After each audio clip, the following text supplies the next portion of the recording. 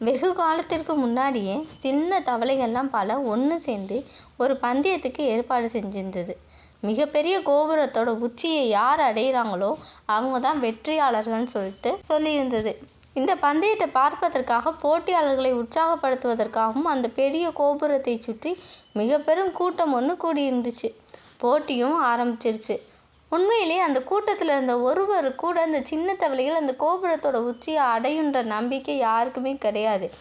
அவங்க பேசிக்கிட்டாங்க, கோபுரத்தோட உச்சியை அடைகிறது மிகவும் கஷ்டம், அதோட வழி மிகவும் கடினமானது, இந்த சின்ன தவளைகளால் எப்படி அதோட உச்சியை போய் அடைய முடியும், இதில் யாருக்குமே ஒரு சின்ன வாய்ப்பு கூட இல்லை வெற்றி பெறுறதுக்கு அப்படின்னு சொல்லிட்டு பேசிக்கிட்டாங்க.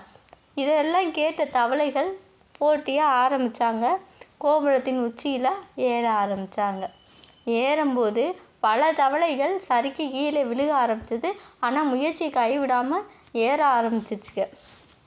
அப்போ மறுபடியும் அந்த கூட்டத்திலேருந்து பேச ஆரம்பித்தாங்க. கோபுரத்தோட உச்சியும் மிகவும் அதிகம், இந்த தவளைகளால் கண்டிப்பாக அதோட இலக்கை அடைய முடியாது, இதில் யாருக்குமே வெற்றி பெற வாய்ப்பு இல்லைன்னு பேசினாங்க. கொஞ்சம் சுறுசுறுப்பாக இருந்த தவளைகள் கூட ஏற முடியாமல் சோர்வடைந்து மிக கீழே இறங்க ஆரம்பிச்சிச்சு, ஒரே ஒரு தவளையை தவிர. அந்த தவளையோ கொஞ்சம் கூட மனம் தளராமல் அதோட கோபுரத்தோட உச்சியை அடைஞ்சிச்சு. மற்ற தவளைகளுக்குலாம் ஒரே ஆச்சரியம், என்னடா நம்மளும் முயற்சி செஞ்சோம் ஆனால் நம்மளால் வெற்றி பெற முடியலை, இந்த தவளை மட்டும் எப்படி அந்த கோபுரத்தோட உச்சியை சென்றடைஞ்சிச்சு கேட்போம்னு சொல்லிட்டு ஒரு தவளை வெற்றி அடைந்த தவளைக்கிட்ட போய் நீ எப்படி அந்த கோபுரத்தோட உச்சியை சென்றடைஞ்ச அப்படின்னு சொல்லி கேட்டுச்சு. அதுக்கு அந்த வெற்றி பெற்ற தவளையோ பதில் எதுவும் கூறலை. காரணம்னு கேட்டிங்கன்னா அந்த தவளைக்கு காது கேட்காது.